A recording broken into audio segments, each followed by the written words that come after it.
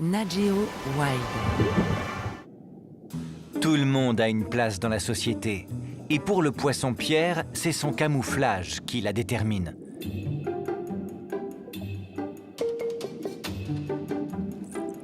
Avec son physique terne, il mène une existence très banale à la périphérie du récif. Loin du chatoiement et du glamour du récif coloré, il a l'air bien plus à sa place. Il est temps de se trouver un coin à lui. Ce n'est pas toujours facile. Même en périphérie du récif, les meilleurs abris sont des valeurs prisées. Enfin, il trouve la crevasse de ses rêves.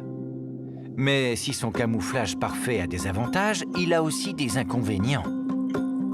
Cette murène ne le remarque pas et s'empare du trou.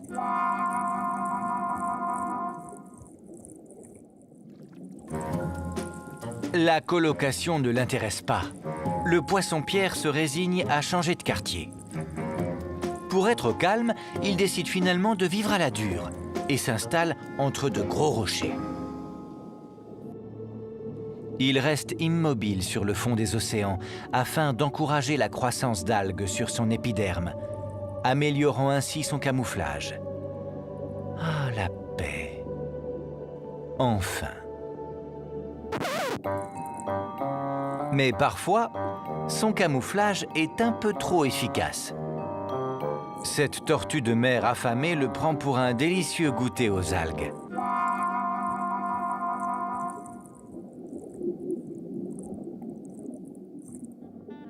Les nouveaux voisins sont trop intrusifs. Il est temps de déménager. On dirait qu'il a du mal à trouver sa place. On comprend mieux pourquoi il fait toujours la tête. Rien ne lui convient dans ce récif. Pas assez confortable, trop bruyant, trop de passages.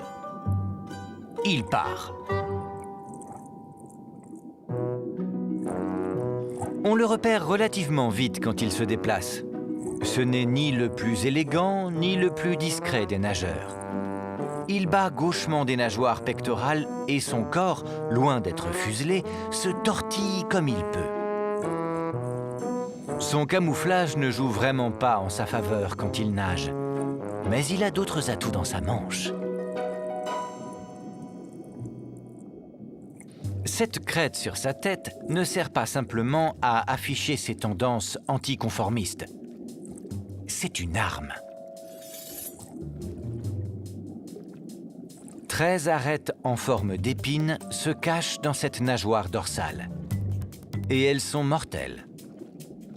Chaque arête est capable de transpercer la peau. Mais elle libère également un venin extrêmement toxique. C'est en fait une des créatures les plus dangereuses du monde sous-marin. Ah, le coin idéal. Ou pas.